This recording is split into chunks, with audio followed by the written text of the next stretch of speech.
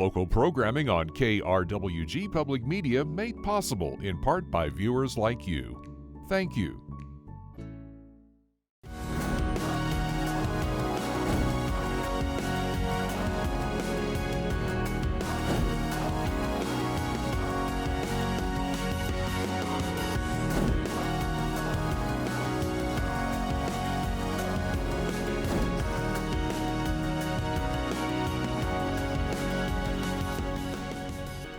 Welcome to Fronteras, a changing America. I'm Jonny Coker. This past Monday was Veterans Day, and Americans from all across the country commemorated the lives and service of U.S. military members. And to mark the day myself, I traveled to Silver City's American Legion Post 18 to hear the stories and the wisdom of some of the oldest veterans in our region. Take a look. In the heart of Silver City, New Mexico, sits the American Legion Allingham Golding Post, where veterans of all ages and backgrounds come to find community. Bill Harrison served in World War II for the U.S. Navy, beginning when he was 19 years old. Harrison, now 102, said he began service without training and was thrust into his military career as a yeoman, eventually serving under Admiral Richard E. Byrd. I was 19 years old and knew nothing. I'd never seen a sailor. I'd seen pictures of them, but I'd never seen one. I learned that discipline is in your life is important, not just in the military, but in your life. And doing what you're supposed to do and what you're asked to do or told to do are important. To set a goal and accomplish it is important. I was a little oaky farm boy that didn't mow much, and when I got out, I still don't know too much, but when I got out, I was a man. After being honorably discharged in November of 1945, Harrison went to law school and after graduating, began a life of public service, which led him to become the city manager in Silver City in 1969. When asked how he would like Americans to observe Veterans Day, this was his response. With reverence, with respect to those who served, respect to the families who lost people in combat, who have cared for or nurture those people that come back that are wounded or injured or not quite like they were when they went. I think that's the main thing. If we just get together and support one another, that's what I hope can happen. For many, the American Legion Post is a place to find community, to find veterans who can relate and empathize with each other. Roger Stretch Wright began serving in the Marines in 1967, just weeks out of high school, and found himself in the thick of the Vietnam War when he was just a teenager. I turned 19 on the way to Vietnam. Got to Vietnam in January of '68, just in time for what they called the Tet Offensive, which was one of the worst times to be in Vietnam. I was only there 5 months. I was up in Quezon and Hue and up in the mountains above Quezon. Got shot twice, got 2 Purple Hearts, and it was $1 million wound, we called it, so I didn't have to go back. Wright said that it was difficult returning home during such an unpopular war. He struggled for years with his experiences, and after returning to civilian life, didn't even tell his coworkers that he served in the military. Back then, there was no such thing as PTSD at the time. So we thought we were just crazy, and everybody else thought we were crazy. And it really helps to be a member of the Legion and the Marine Corps League because I get to talk to people that has the same thing I went through, We got a lot in common, so it's kind of like a therapy thing. We talk a lot. We cut up, have a good time. It really helps. And that is what the American Legion excels at, according to Army veteran Marianne Coppinger. Like Wright, she served during the Vietnam War and explained that even in a time of political division, American Legionnaires are brought together by the determination to make the U.S. a better place for all citizens. That country didn't get built in a day, and it will crumble if it's not actively involved. Everybody brings something to make this big community that helps to promote patriotism and the care of veterans. When I see the names and the faces of the other veterans in this building, it reminds me that there's so much that so many people have done, and we all have to work together to continue that. As for Bill Harrison, the centenarian said he believes that better days are still ahead for the U.S., despite current division across political lines. Be a giver. Do your part. If a vacancy comes up in a board, don't wait to be asked, offer to serve in it.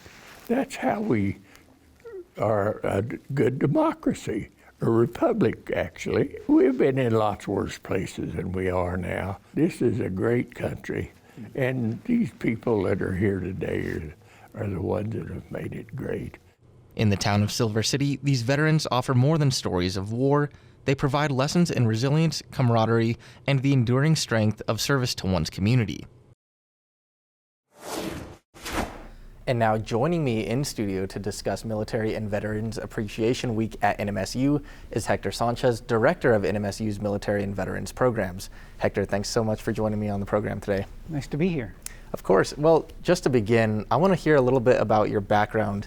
What led you in your career to becoming the Director of NMSU's Military and Veterans Program? I know it's been a long road up to this point, so can you just give us a little bit of a background on yourself? Sure, definitely, because definitely the journey was unconventional, to say the least. I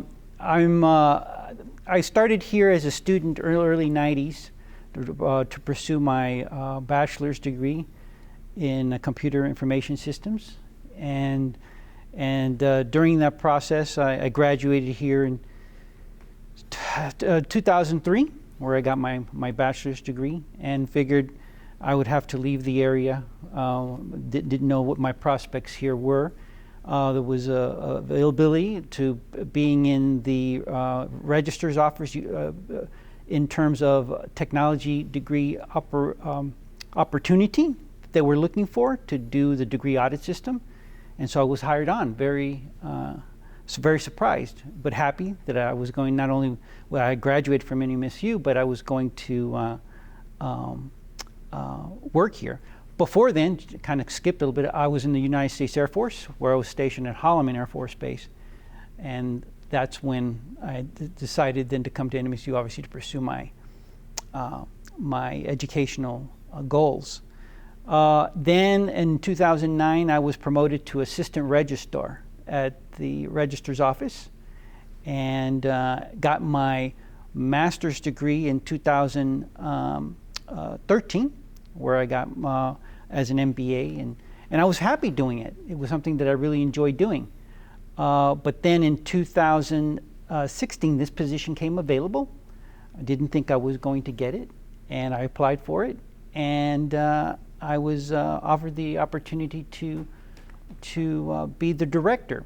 And as director, I always felt that it was a little different than things that I had done IT-wise, but I figured it was a good step in my evolution and career, rewarding, because I was a veteran student here at NMSU, and I would be helping veteran students to get their degrees, and for me, getting a degree was opened a lot of doors, and I was wanting to do that for other veterans. Certainly. And you mentioned you were at Holloman Air Force Base for 4 years. How, and the Military and Veterans Program, the inception wasn't until 2010, I believe. Exactly. The office, right. Yeah, that was predated me, obviously, but the office started, Military Veteran Program started in 2010. And so when you were coming to NMSU, you know, how much would it have helped to have something like the Military and Veterans Program to help you through the degree process and through getting through the red tape that you may have had to navigate while coming to school? Definitely, because when I came here, there was no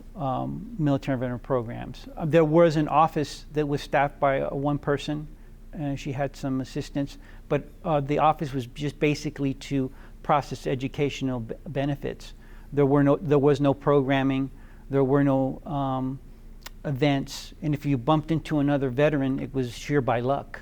And so there wasn't anywhere veterans could go on campus to support, or an office that was there dedicated to supporting veterans.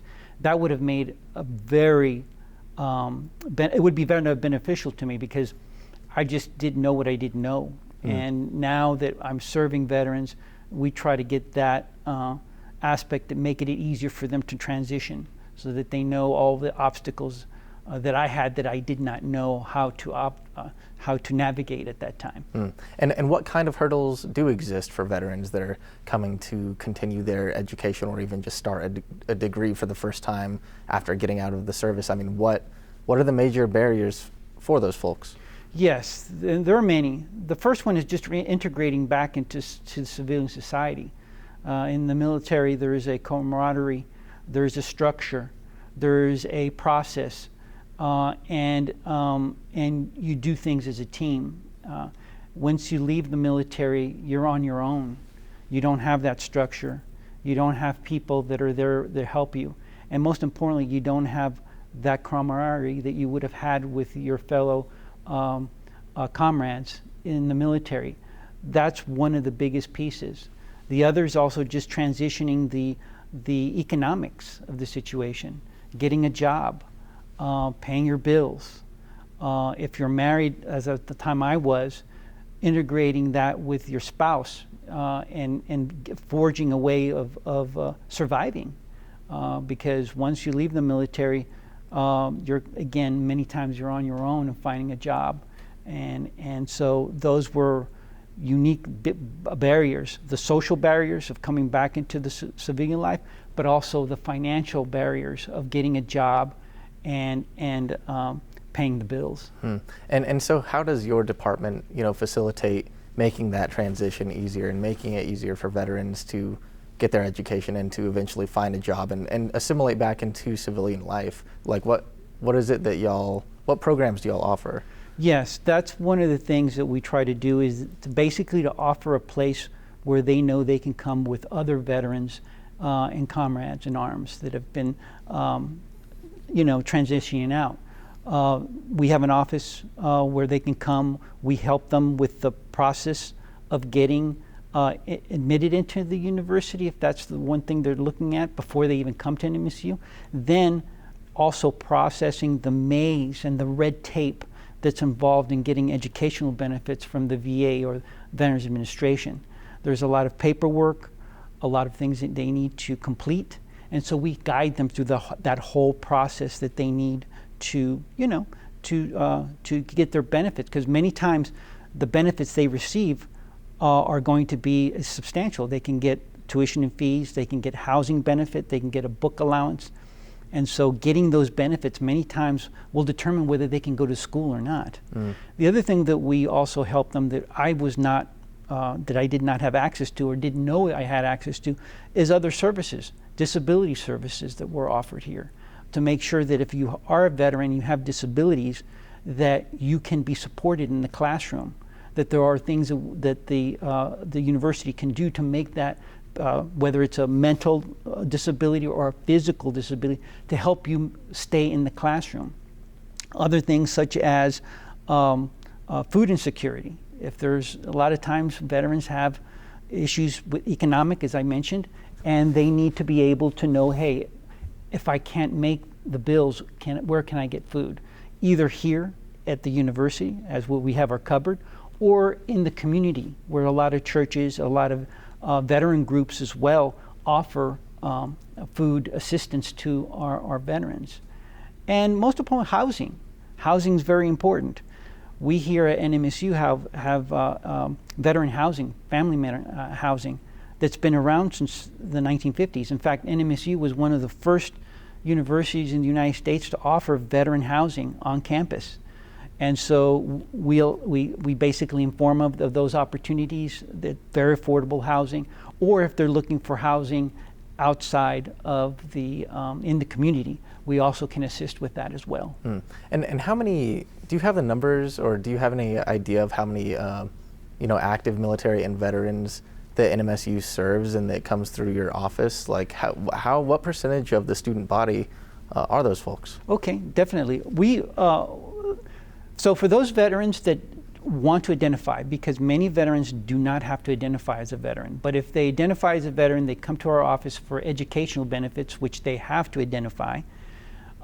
We probably have about 500 to 600 veterans that are, and I'll preface it, really 400 to 500 veterans that come to our office for educational benefits. We also serve dependents of veterans as well as active duty military. So if you look at the whole structure of veterans, dependents, and active duty, you're looking at NMSU probably 700 to 800. That's an estimate. And for the whole system, and I'm talking about the branch campuses and main campus, about 1,100. Oh, wow. And I understand, you mentioned helping, military members getting benefits from the VA that they're entitled to. Do you all work directly with the VA, or do you just, who else do you work with in the community to help veterans get what they need, essentially? Definitely. Yes, we work with the VA. We are basically a liaison with the veteran for educational benefits, specifically for GI Bill benefits. So a veteran who is seeking to use those has to come to our office, and we process them if they've already gotten entitlement from the VA. And then we become the VA's eyes and ears in terms of making sure that veterans, because part of the requirement for a veteran to receive educational benefits is that they're taking classes to meet educational requirements toward a degree. And so we have to report on that. That's called certifying their benefits. So we provide a very important function for the VA, but we don't work with the VA. We're obviously in a liaison role. We also work with other organizations in the community in terms of referrals. Either the Vet Center, which is as a center staffed by the VA for many mental issues that veterans could have that they provide, or whether it's what we call the CBOC, or the medical facility here that is for the VA, that we can refer veterans there as well. And so we have a lot of partnerships in the community where we are just referrals to refer our veterans for services that we necessarily can't provide. And as well, we refer our veterans for services here for students, such as our counseling center. We are not counselors in our office. We don't have the training.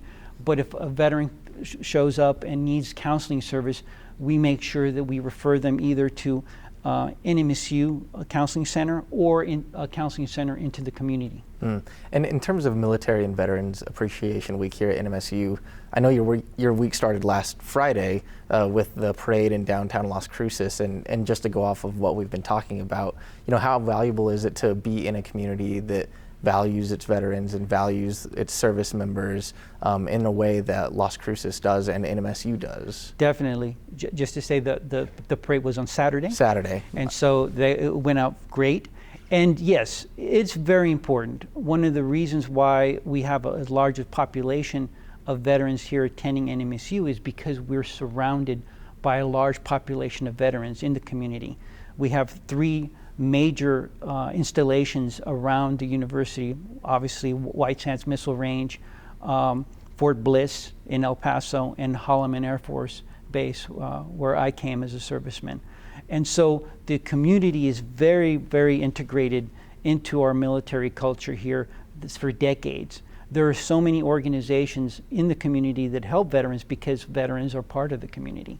And so it's almost invaluable to have those connections, that we can go to many organizations that will help veterans, that help our students, and vice versa. Hence, we also, our office also serves the community. One of the things that we are very proud to be part of is the Stand Down, which is a activity to help homeless veterans in the community.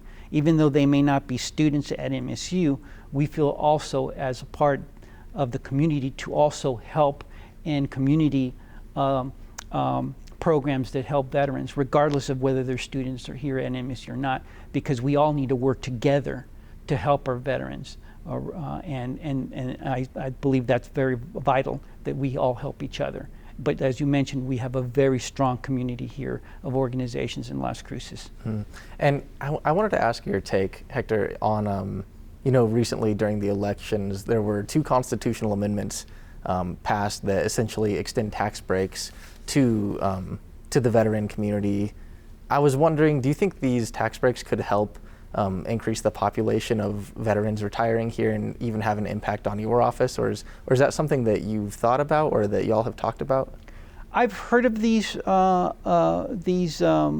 proposals.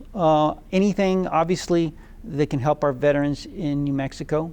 I have a veteran benefit in terms of tax break from my own home, which is a small tax break. But I do believe it's important because I think that particularly veterans living in New Mexico, there are many veterans that are struggling financially in many different ways. And unfortunately, and the VA is trying to do more, is there's not as many services here in New Mexico as compared to other places like California or Florida. So anything that can help our veterans manage the economics of their situation here in New Mexico, whether that's a tax break, whether that's offering more educational opportunities in terms of scholarships, or whether it's offering better health care for our veterans here, which is very much needed, both for physical and mental issues. I believe it would always be beneficial for our veterans living here in New Mexico. And I also wanted to ask about, I know Gabe Vasquez, you had a conversation with him recently about some of his initiatives talking about the Veterans Education Adjustment Act, which would essentially extend more, it would help veterans like pay for books and technology when it comes to continuing higher education.